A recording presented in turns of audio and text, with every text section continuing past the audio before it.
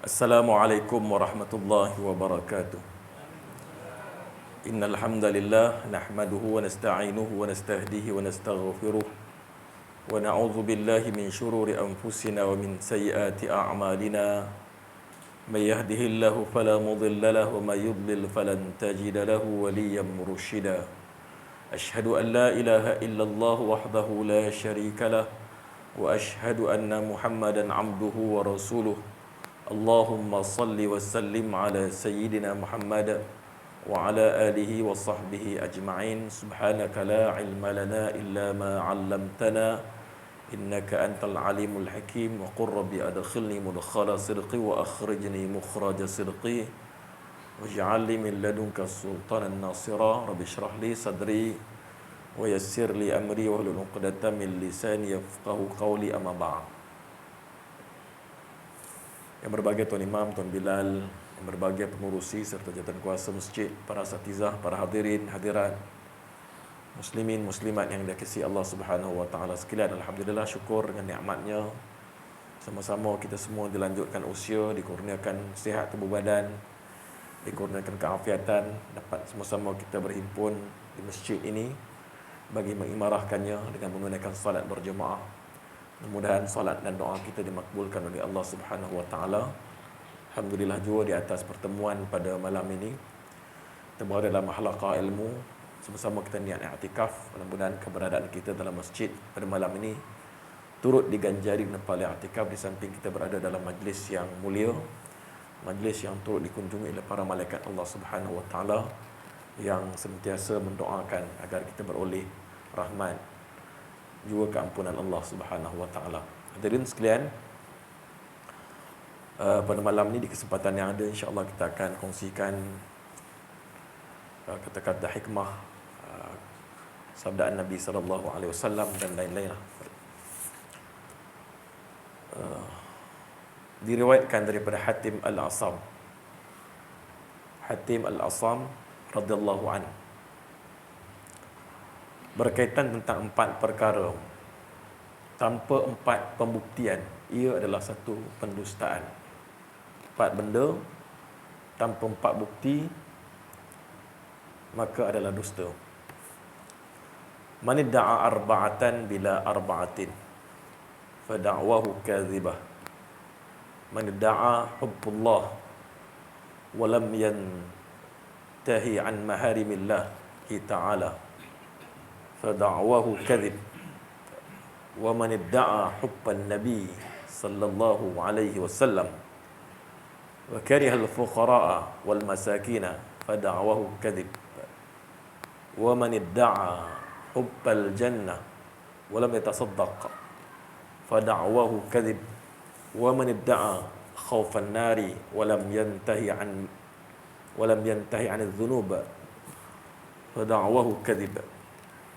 Maknanya barang siapa mendakwa 4 perkara tanpa didatangkan dengan 4 bukti, maka dakwaannya itu adalah dusta, tak benar. Iaitu barang siapa yang mengaku cintakan Allah tapi dia tidak meninggalkan larangan-larangan Allah Subhanahu wa taala, maka pengakuan ataupun dakwaannya itu adalah dusta. Barang siapa yang mengaku ia cinta kepada Nabi sallallahu alaihi wasallam tapi tak suka kepada orang fakir, benci kepada orang-orang fakir, miskin, juga pengakuannya adalah satu pendustaan. Barang siapa mengaku cinta syurga tapi dia tak mau bersedekah, juga pengakuannya adalah satu pendustaan. Dan barang siapa mengaku takutkan neraka tapi tak meninggalkan dosa, maka pengakuannya itu satu pendustaan. Jadi ini merupakan kata-kata para alim ulama. Hatim Al-Asam, dia kata orang yang mengaku cinta Allah namun masih melakukan perkara-perkara yang dilarang oleh Allah, maka pengakuannya itu dianggap sebagai satu pembohongan. Itu juga dengan cinta Nabi tapi benci fakir miskin, maka pengakuannya itu juga dianggap sebagai satu pendustaan. Orang yang mengaku nak masuk syurga tapi dia tak mau bersedekah dengan perkara yang mudah baginya, pengakuannya adalah satu pendustaan, bohong. Orang yang takutkan neraka namun dia tetap melakukan dosa, maka dakwaannya itu adalah satu penipuan belaka. Jadi inilah satu cabaran bagi semua manusia yang beragama Islam, yang sering menyatakan tentang cinta Allah, cinta Rasul, tetapi tidak mengutarakan apa yang dikatakan. Mengaku cinta Allah tetapi masih lagi melakukan larangan-larangan Allah Subhanahu wa taala. Sedangkan bukti dan tanda cinta Allah adalah melaksanakan segala titah perintah Allah Subhanahu wa taala, juga meninggalkan segala tegah larang Allah Subhanahu wa taala. Itu bentuk cinta. Seumpama kita menyintai makhluk, tentunya kita tak akan melakukan perkara-perkara yang tidak disukai oleh seseorang yang kita cintai. Kita cinta kepada anak, kita cinta kepada isteri, kita cinta kepada sesiapa saja, tentunya kita akan buat apa yang mereka suka dan kita tak buat apa yang mereka tidak suka. Jadi itu berkaitan dengan makhluk. Betul lagi dengan pencipta Allah Subhanahu wa taala. Tentunya jika kita mendakwa tentang rasa kasih sayang kepada Allah Subhanahu wa taala, tentulah mereka yang mendakwa itu di kalangan hamba-hamba yang taat kepada perintah Allah Subhanahu wa taala. Cintakan Nabi sallallahu alaihi wasallam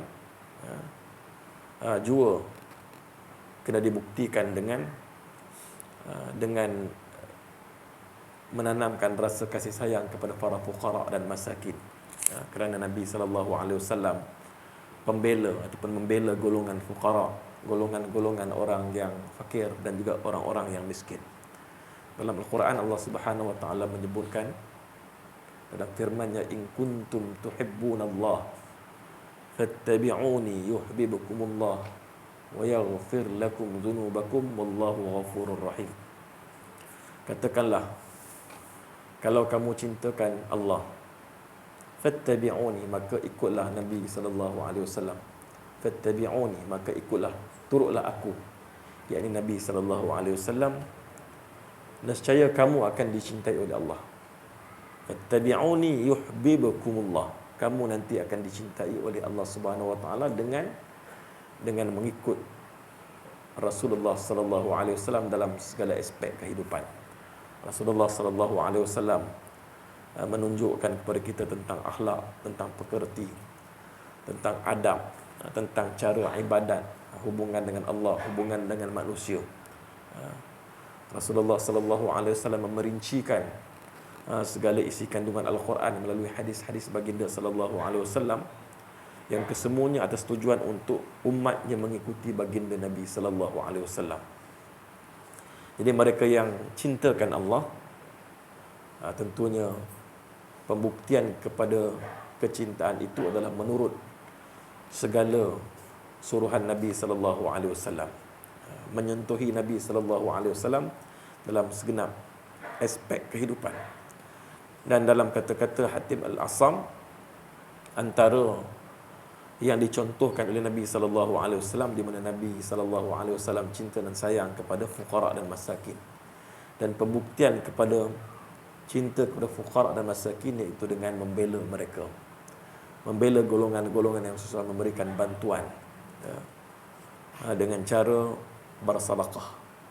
Sebab tu yang seterusnya disebut wa man idda'a hubbal jannah, siapa yang mendakwa cintakan syurga, walam yatasaddaq, sedangkan dia tak pernah pun bersedekah, maka ternyata dakwaannya itu adalah satu pendustaan.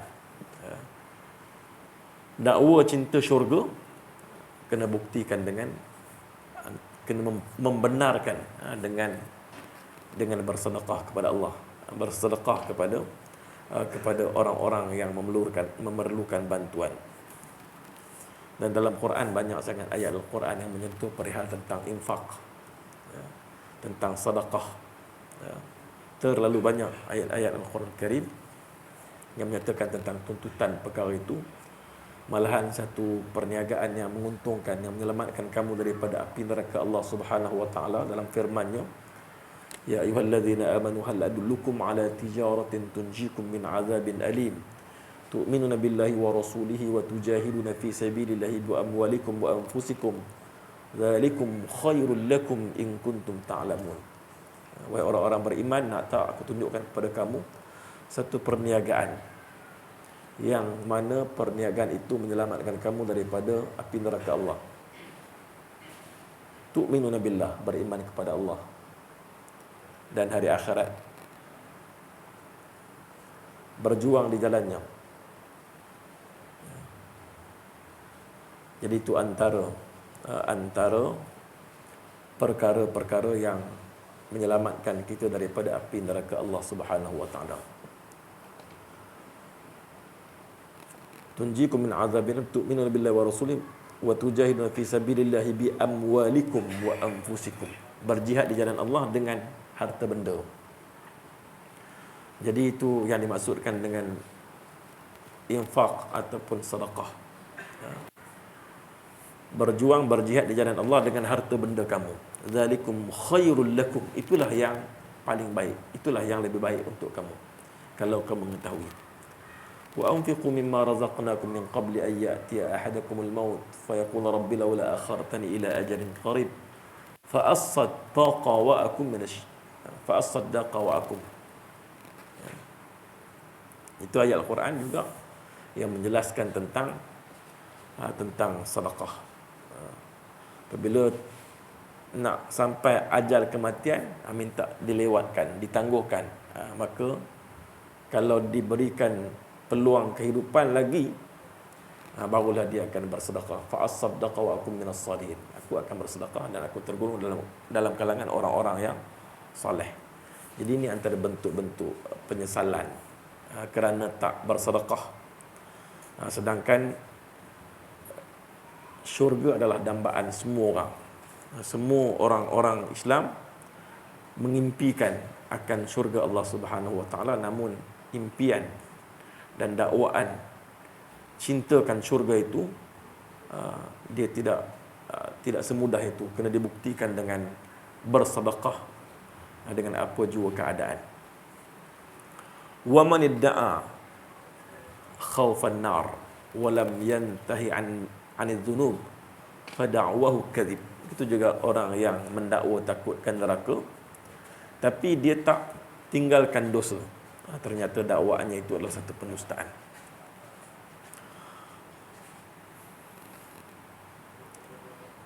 Satu syair dalam Bahar Khafif menyebutkan, in takun farisan fakun ka'aliyin atau takun sya'iran fakun ka'ibn hani kullu man yadda'i bima laysa fih kazzabathu syawahidul imtihan. Kalau engkau penunggang kuda, jadilah seperti Tuan Syedina Ali.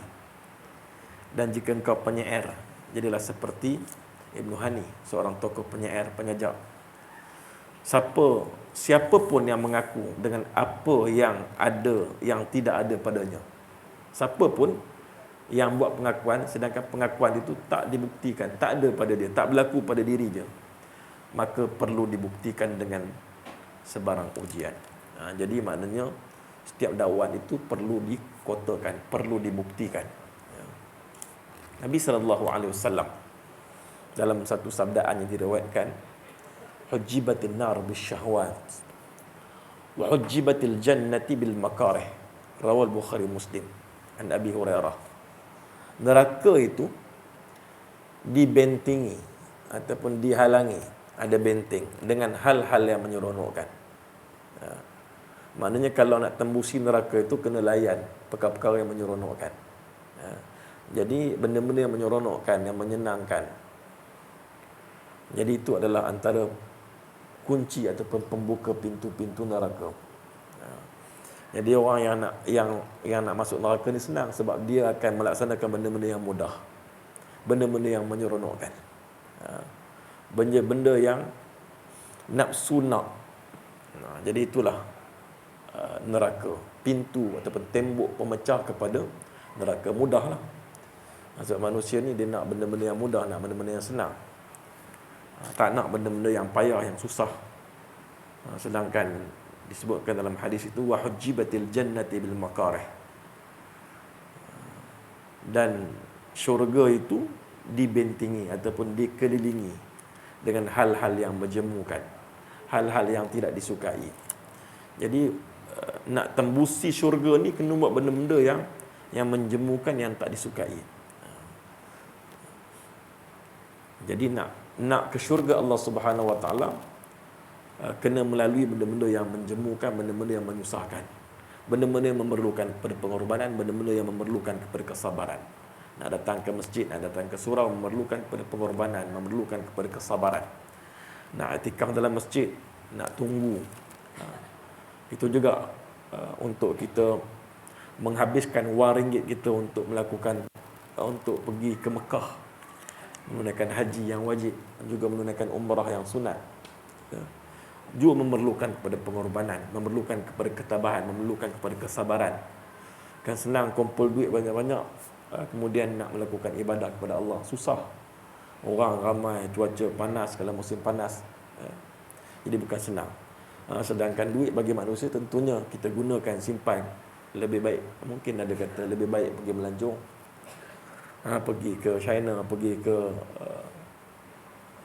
Thailand, pergi ke mana-mana, Bali dan sebagainya, baru baloi daripada nak pergi ke Mekah. Tapi tak, tapi kita agama himpun duit kita, simpan duit kita untuk dibelanjakan ke jalan Allah Subhanahu Wa Taala, untuk bertemu Allah, di menunaikan fardu haji, pergi umrah dan sebagainya.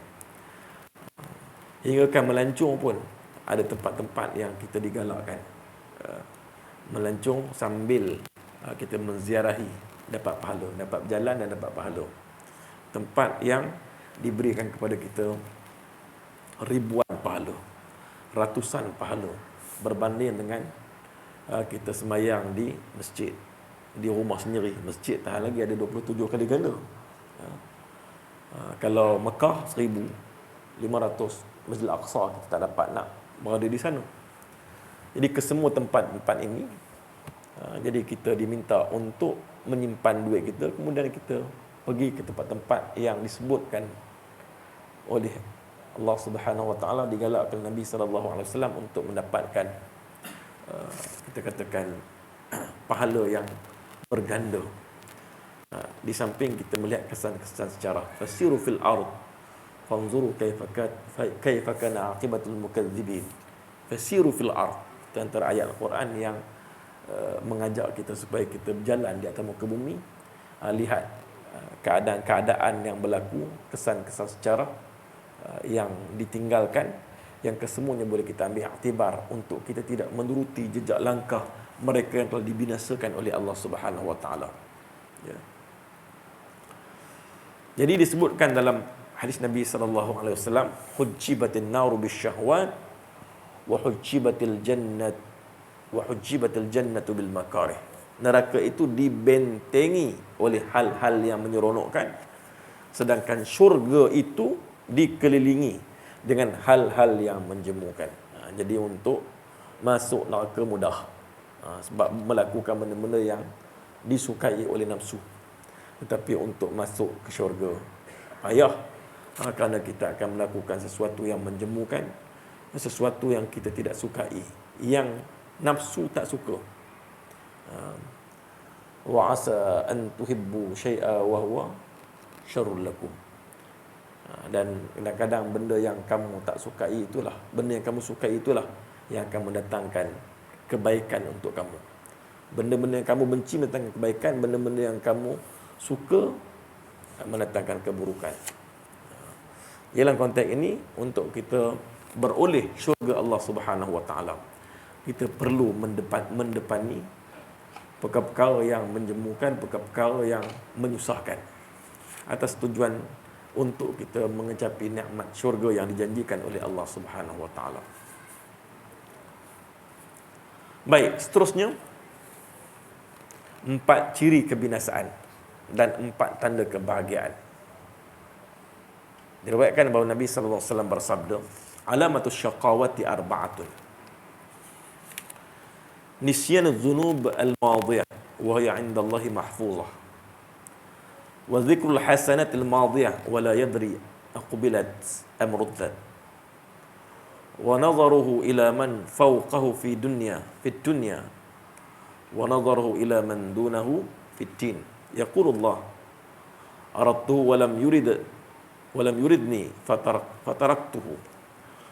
Wa alamatus sa'adati arba'atun dzikru dzunub al-madiyah wa nisyanul hasanat al-madiyah wa nadharahu ila man fawqahu fit tin wa nadharahu ila man dunahu fid dunya. Ciri-ciri kebinasaan ada 4. Ciri-ciri kebinasaan ada 4 benda. Iaitu melupakan dosa yang telah dilakukan. Dosa ni kena diingat. Dosa ni kena diingat. Kerana dengan ingatan kepada dosa akan menginsafkan kita. Akan menyebabkan kita rasa takut, rasa bimbang. Disebabkan dosa yang telah kita lakukan. Walaupun telah kita bermohon taubat, dibimbangi taubat tak diterima. Dibimbangi doa tak makbul. Kerana dosa yang menimbun-nimbun. Dosa besar. Dosa berat yang telah kita laksanakan. Jadi kenangan ataupun ingatan kepada dosa itu akan menyebabkan kita rasa bimbang, takut dan terus memberi motivasi kepada kita untuk melakukan amal soleh. Jadi itu tujuan kita ingatkan dosa. Jadi orang-orang yang lupakan dosa sebenarnya itu adalah satu ciri-ciri dia binasa. Bila mana dia lupakan dosa dia, sekali-sekala tak buat dosa. Dia akan memberi peluang dan ruang untuk dia melakukan dosa. Sebab apa? Sebab dia fikir tak ada dosa. Lupa dah dosa lama. Sedangkan dosa-dosa ini wahya 'indallahi mahfuzah. Di sisi Allah dia terjaga. Tetap ada tersimpan. Ni macam apa benda yang kita buat dalam internet. Pergi ke tempat baik ke, pergi ke tempat tak baik ke, di dalam alam maya, semua ada tersimpan dan rekod dia. Walaupun telah di-delete, kita boleh restore, boleh keluarkan balik cerita-cerita lama yang telah pun kita buat di alam maya. Tu di dunia. Di dunia benda yang di-delete tu boleh dibongkarkan semula dengan teknologi yang ada.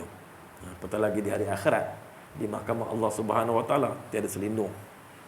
Tetap terpelihara dosa-dosa yang telah pun dilakukan, walaupun kita taubat, masih ada. Kalau nak dikeluarkan ada. Kalau nak dikeluarkan boleh saja. Oleh kerana itulah dosa-dosa ini jangan dilupakan. Kerana melupakan dosa antara ciri-ciri kebinasaan. Jadi antara ciri-ciri kebinasaan yang lain ialah mengingati kebaikan-kebaikan yang telah dilakukan. Padahal dia pun tak tahu sama ada kebaikan yang dia buat itu diterima ataupun ditolak.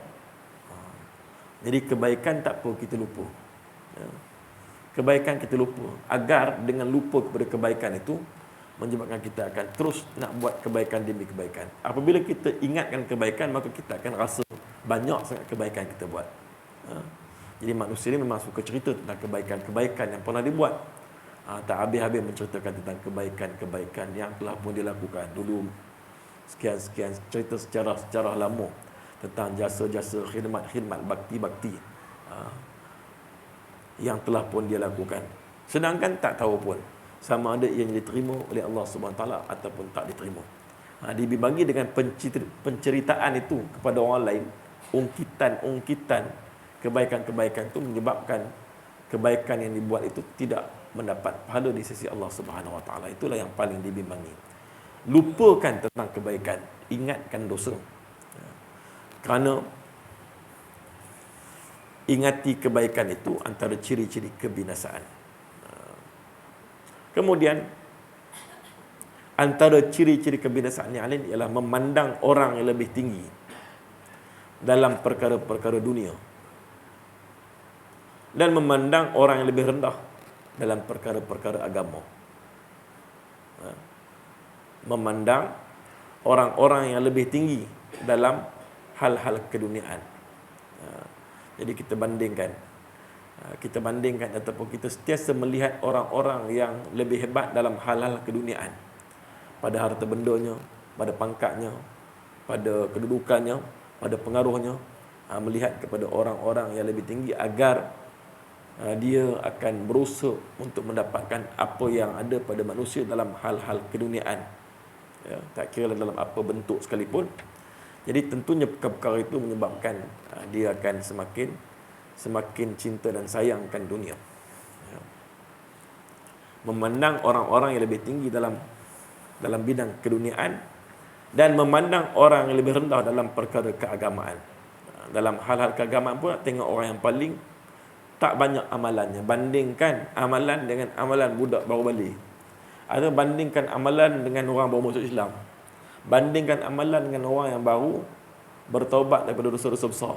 Dulu dia ni penjenayah, penyangak, semua ada pada dia. Dia baru kembali ke pangkuan Allah. Kita bandingkan dengan orang yang lebih rendah kualiti amalan. Jadi ini semua antara yang menyebabkan kita akan mendapat kebinasaan. Sebaliknya kita bandingkan dalam hal-hal keakhiratan ini dengan orang-orang yang lebih tinggi kualiti amalan ataupun banyak amalan pada zahir, agar kita turut nak jadi macam dia, agar kita terdorong untuk turut jadi macam dia. Banyak ilmu, banyak amalan, pemurah, rajin dan seumpamanya. Jadi kita berusaha untuk mendapatkan seumpama yang macam dia. Jadi ini adalah 4 perkara yang menyebabkan seseorang itu binasa. 4 perkara yang menyebabkan orang itu binasa ataupun ciri-ciri kebinasaan. Saya ulang balik. Pertama, lupa dosa yang telah dilakukan. Yang kedua, ingatkan kebaikan-kebaikan yang telah dilakukan. Sedangkan kebaikan itu tak tahu pun Allah terima ataupun tak. Seterusnya, pandang orang yang lebih tinggi dalam bidang duniawi. Jadi perkara ini semua mendorong kita untuk kejar dunia. Fikirkan tentang kesenangan. Lupakan orang yang susah. Sebab apa? Sebab kita fikirkan orang yang lebih senang. Kemudian memandang orang yang lebih rendah dalam perkara-perkara keagamaan. Dalam hal ini Allah berfirman, aku hendak menolongnya, tetapi dia tidak berkeinginan kepadaku, maka aku batalkan. Aku nak tolong dia, tetapi dia tak memperdulikan kepadaku, maka aku tak pedulikan dia, aku abaikan. Ya. Jadi Allah SWT lintaskan kepada kita lintasan-lintasan yang baik. Bagi orang yang mungkin nak melakukan dosa, ada lintasan-lintasan kebaikan. Tak payah buatlah, tak datang apa-apa keuntungan pun, kan? Dosa dapat, kemudian silap gaya, maruah jatuh, tapi dia tak memperdulikan. Ada dah bisikan-bisikan yang baik supaya dia meninggalkan perkara yang jahat, tapi dia tidak layani bisikan-bisikan yang baik itu. Dia tak layani, dia lawan. Sekali lawan tak apa, lagi buat lagi. Datang bisikan, lawan lagi, 3-4 kali lawan, akhirnya tiada bisikan-bisikan yang baik untuk dia. Dia terus lalai dan tenggelam dengan melakukan maksiat. Jadi bisikan-bisikan yang baik daripada malaikat yang bawa datang membisikkan sesuatu kebaikan itu merupakan tanda Allah nak tarik kita supaya melakukan kebaikan, tapi tak dilayani. Sebaliknya diabaikan begitu saja. Allah nak tolong dia, tapi dia tak inginkan kepada aku, maka aku akan batalkan, aku akan abaikan. Sedangkan tanda-tanda kebahagiaan, tadi tanda-tanda kecelakaan ataupun tanda-tanda kebinasaan. Ini tanda-tanda kebahagiaan juga ada 4. Itu lawan daripada yang tadilah. Yang pertama, merenungi dosa-dosa yang telah lalu. Dosa ni kena ingat. Renung dosa-dosa yang lalu. Kerana merenungi dosa-dosa yang lalu menyebabkan kita akan menitis air mata kita. Kenapa lah teruk sangat aku dulu. Kenapalah buat begitu? Kenapalah tak fikir waktu tu? Kenapalah tak sabar waktu tu? Penyesalan demi penyesalan akan datang pada kita. Jadi penyesalan tu menyebabkan kita terus istighfar, baca Quran, doa, solat hajat, taubat dan sebagainya. Sebab apa? Sebab terkenang-kenang dosa-dosa yang lalu. Jadi mengenangkan dosa yang lalu itu terus akan memberikan motivasi dan galakkan, ajakkan untuk kita berada di jalannya, untuk kita terus berada di pangkuan Allah Subhanahu wa taala. Kemudian seterusnya tanda-tanda kebaikan tadi, tanda-tanda kebahagiaan tadi, melupakan kebaikan-kebaikan yang telah dilakukan. Melupakan kebaikan-kebaikan yang telah dilakukan. Kerana kalau diungkit-ungkit akan kebaikan itu, dibimbangi, ungkitan-ungkitan itu akan menyebabkan ianya tidak mengundang pahala langsung di sisi Allah SWT. Habis seperti debu-debu yang berterbangan. Ya. Dalam Quran pada sebut berkaitan tentang orang yang bersedekah, orang yang membantu, kemudian diikuti dengan kata-kata yang tak enak. Diikuti dengan ungkitan demi ungkitan. Kalau aku tak tolong dia, tak dapat, susah dia hidup, mujurlah ada aku. Jadi ungkitkan tentang kebaikan-kebaikan. Maka dia tidak ada apa-apa yang menguntungkan dia, tak ada apa-apa pahala. Kerana apa? Kerana ada ungkitan. Memandang orang yang lebih tinggi kualiti agamanya. Ini orang yang bahagialah. Dia akan memandang orang yang lebih tinggi kualiti agamanya dan memandang orang yang lebih rendah dalam perkara dunia. Dalam keduniaan, jangan tengok orang yang hebat, tengok orang yang tak hebat. Bila mana kita tengok orang yang tidak bernasib baik, kita akan syukur tak habis-habis kepada Allah Taala. Kita pergi hospital sudahlah, pergi hospital, pergi yang bahagian kemalangan tu, kaki tergantung kat atas, tengkok pakai bersimen, ada dia punya penyokong leher, bagai-bagai. Kita syukur, banyak syukur. Dah pernah aksiden dah, tapi tak jadi macam tu. Allah selamatkan. Motor teruk, kereta teruk, tapi selamat. Dia tak selamat. Padahal motor tak ada apa pun. Kenderaan tak ada apa, dia teruk. Syukur banyak kita. Jadi betapa dengan kita melihat orang yang lebih teruk keadaan dia, kita tak putus akan melafazkan syukur. Dan tak putus untuk terus melakukan ketaatan kepada Allah sebagai pembuktian kepada rasa syukur kepada Allah SWT. Berbanding dengan orang yang sentiasa melihat orang-orang yang hebat-hebat, maka dia akan terus berfikir bagaimana cara untuk dia hebat. Mungkin cara orang yang hebat itu dengan cara yang tak betul, maka dia akan tiru saja cara yang tak betul. Kehebatan yang orang itu perolehi dengan cara penipuan, dengan cara penindasan, dengan cara kezaliman, dengan cara bagai-bagai kemungkinan. Baik, jadi itu adalah 4 tanda-tanda kebahagiaan. Saya ulang balik, 4 tanda kebahagiaan. Pertama, renungi dosa-dosa yang telah lalu. Kedua, lupakan kebaikan-kebaikan yang telah dilakukan. Ketiga, pandang orang yang lebih tinggi kualiti agama dan melihat orang yang paling rendah dalam perkara dunia. Orang yang susah, orang yang terlantar, orang-orang yang ditimpa balak bencana, ujian, musibah, banjir, taufan, ribut dan sebagainya. Sedangkan kita, alhamdulillah, tak ada apa-apa, selamat.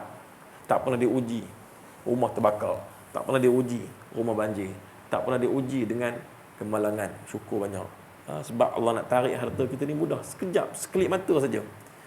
Sekelip mata saja yang kita himpun berpuluh-puluh tahun, akhirnya kita apa-apa ke dana. Tak ada apa. Tak ada aset langsung. Habis musnah. Habis musnah. Kesemuanya dengan rahmat dan kasih sayang Allah Subhanahu Wa Taala. Kita usahakan bagai-bagai. Usaha ikan. Buat ikan sangkar. Belum tahu lagi rezeki kita, tiba-tiba datang air besar, habis terhumban kita punya sangkar tu. Yang kita bela ikan tu dah besar-besar, habis. Buah tengok tiap hari, tunggu nak petik, sayang tunggulah, lain-lain monyet yang ambil. Kita tak puasa. Lain rezeki monyet semua, tak ada rezeki.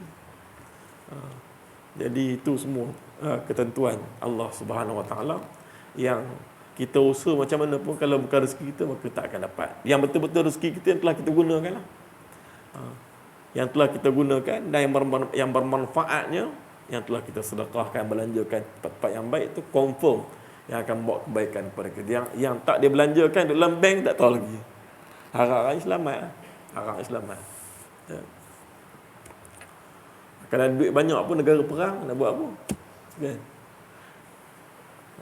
Kalau duit banyak pun negara kemarau. Tak nak buat apa, ada duit tapi barang tak ada, pun tak guna juga.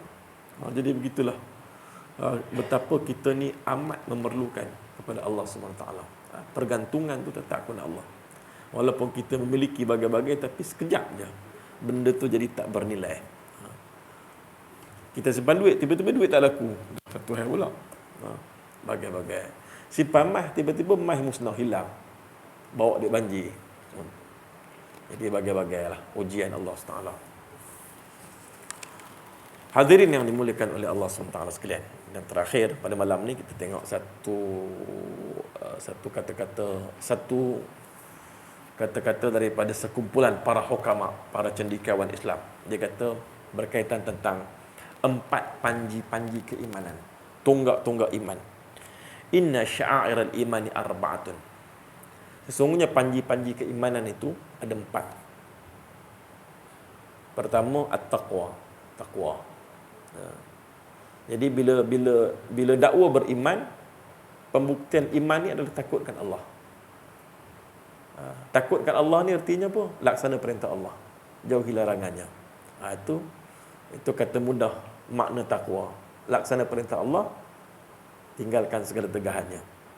Jadi itu semua antara pokok ataupun panji-panji keimanan, iaitu bertakwa kepada Allah Subhanahu Wa Taala. Yang kedua, haya. Haya ni malu. Kalau tidak ada perasaan malu, maka seorang itu tak akan nampak keimanannya. Sebab apa? Sebab dia akan buat apa-apa saja.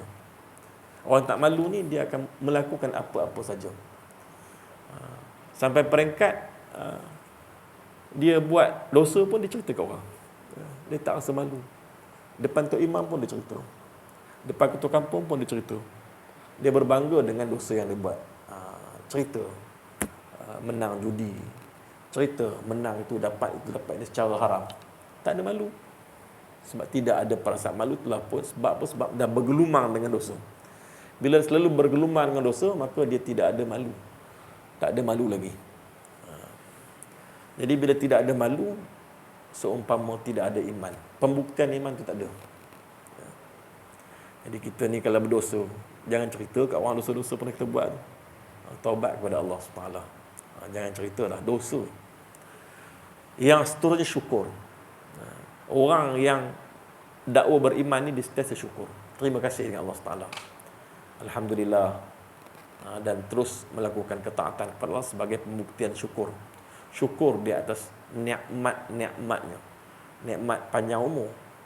Maknanya panjang umur ni Allah bagi usia, bagi peluang untuk hidup, bagi peluang untuk kita tanam saham sebelum kita mati. Juga merupakan satu nikmat yang besar. Kemudian terakhirlah sabar. Taqwa, malu, syukur dan sabar.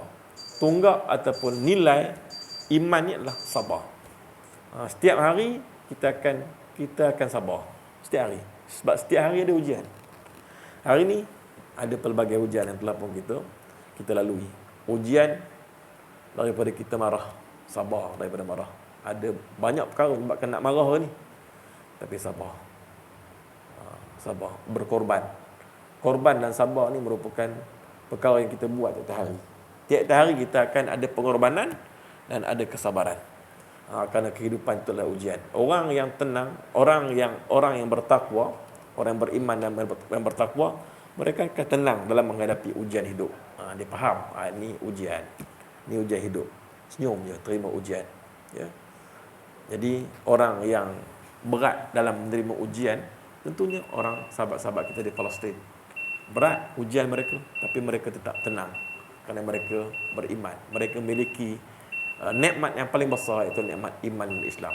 Dengan nikmat iman Islam, maka menyebabkan manusia akan tenang saja menghadapi ujian-ujian hidup. Jadi saya ulang balik, inna sya'airal iman arba'atun at-taqwa wal haya wasyukur wassabar. Sesungguhnya panji keimanan ada 4: takwa, rasa malu, syukur dan sabar. Siapa yang tak ada sifat-sifat ni, seolah-olah dia tidak ada panji-panji keimanan. Tak ada iman, sebab imannya tak dibuktikan. Pembuktian iman tu kena ada. Itu dengan bertakwa kepada Allah, dengan ada perasaan malu, dengan ada perasaan syukur dan dengan ada perasaan sabar. Kena ada 4 benda ni, barulah iman kita terbukti dalam kehidupan kita. Sekarang ini perkongsian kita yang baik daripada Allah, yang kurang daripada kelemahan diri sendiri. Aku lu qawli hadza astaghfirullahal azim li wa lakum. Assalamualaikum warahmatullahi wabarakatuh. Bismillahirrahmanirrahim. Allahumma zidna ilma warzuqna fahma. Allahumma zidna ilma warzuqna fahma. Allahumma zidna ilma warzuqna fahma birahmatika ya arhamar rahimin. Walhamdulillahirabbil alamin. Qabbalallahu minkum.